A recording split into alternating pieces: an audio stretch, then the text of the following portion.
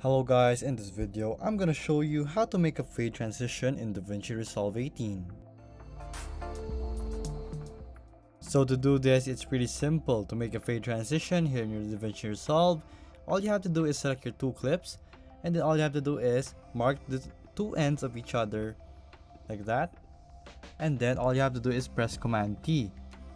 So it will make a transition for you automatically. So let me just get it right here. And you can also go to inspector and check it out. So once you have the transition, something like this, and there you go. Now you have a transition. Now just go to cross dissolve and then go and adjust this to 18 frames only. So there you go. Basically it's just that simple. So all you have to do is check it out, and there you go. That is how you make a quick fade transition here in Davinci Resolve 18.